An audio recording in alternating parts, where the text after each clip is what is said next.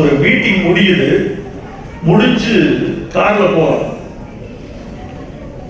என் பக்கத்தில் ஒரு பக்கம் அமைச்சர் துரைமுருகன், ஒரு பக்கம் அண்ணன் டி.ஆர். பாலு உட்கார்ந்துருக்காங்க. நான் நடுவில் ரெண்டு கனபாடிகளுக்கு மத்தியில் நான் நடுவில் நசுங்கி கொண்டிருக்கிறேன்.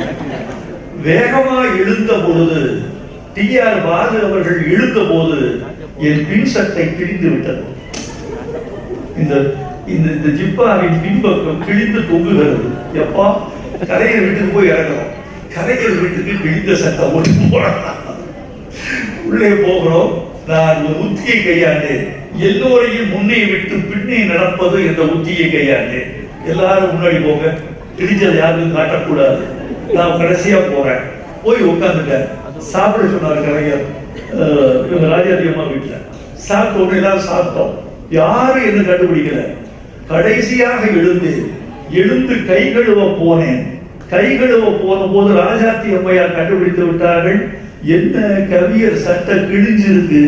உடனே கலைஞர், இங்க பாத்தீங்களா கவியர் கிழிஞ்ச சட்டை போட்டு வந்திருக்காரு, அது சட்டை கிழிஞ்சிருக்கு.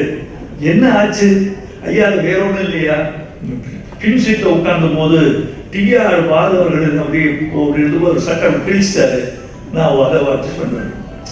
சரி பரவாயில்ல விடுங்க கலைஞர், சரி பரவாயில்ல விடுங்க. இனிமே டி.ஆர். பாலு என்ன கிழிச்சாருன்னு எவனும் கேட்க முடியாது.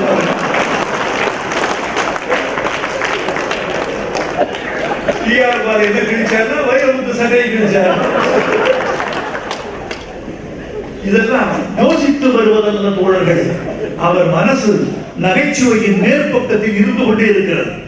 அது ஒரு கொதித்துக் கொண்டிருக்கிற ஒரு உரை அல்ல, குளிர்ந்து கிடக்கிற ஒரு ஐஸ் கட்டி என்று நான் நினைப்பேன். நண்பர்களே, இவர்களின் உத்தியை நீங்கள் கையாள வேண்டும்.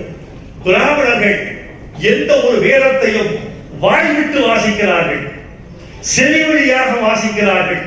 செவியோது கிழவிகளாகத்தான் வேதங்கள் வாசிக்கப்படுகின்றன. நீங்கள் கலைஞர் எழுத்தை, அண்ணா எழுத்தை, பாரதி பாட்டை, பாரதிதாசன் பாட்டை, சங்க இலக்கியத்தை, திருக்குறளை நீங்கள் வாய்விட்டு வாசிக்க வேண்டும்.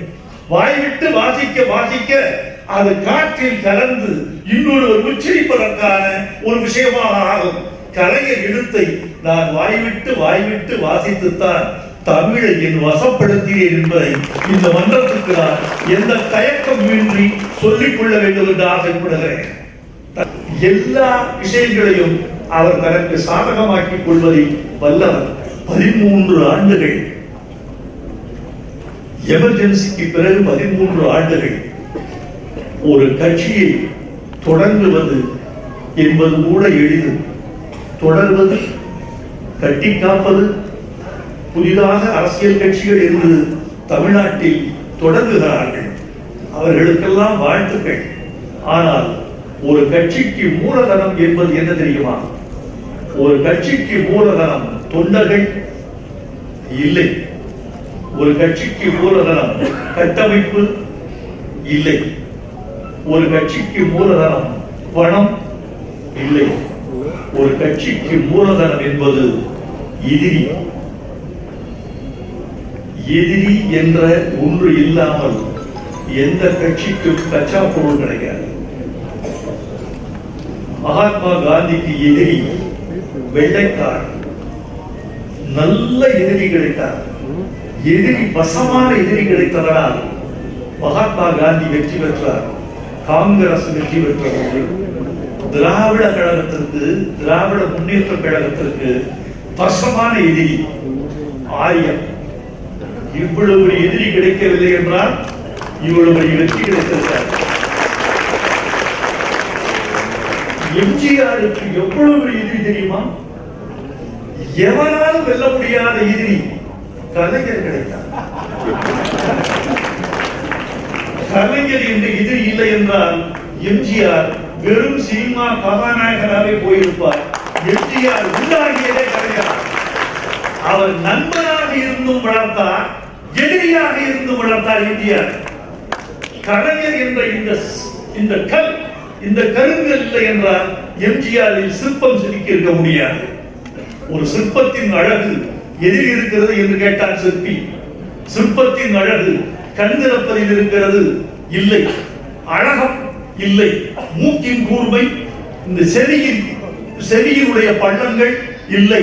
விரல்களின் இடுக்கு இல்லை. சிற்பத்தின் அழகு இதில் இருக்கிறது. நான் சொல்கிறேன், சிற்பத்தின் அழகு அது நஷ்டப்பட்ட கல்லில் இருக்கிறது. ஏற்கனவே கல்லுக்கு சிற்பம் இருந்தது.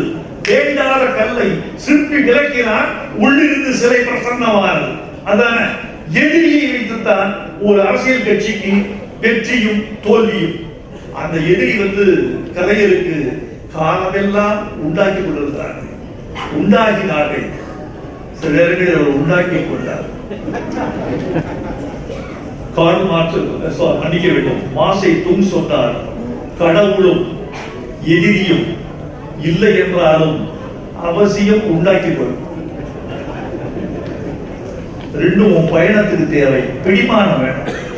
கடவுளும் எதிரியும். கலைஞர் கடவுளை உண்டாக்கி கொள்ளவில்லை, எதிரிகளை உண்டாக்கி கொண்டே இருந்தார். அதுதான் அவருக்கு வெற்றி. அவரது சுறுசுறுப்பு, விறுவிறுப்பு, அவரது ஊக்கம், அவரது தூக்கமின்மை, செயல்பாடு எல்லாம் எதிரிகளை உண்டாக்கியதும் எதிரிகள் உண்டாகியதும் தான். அதான் கலைஞர்.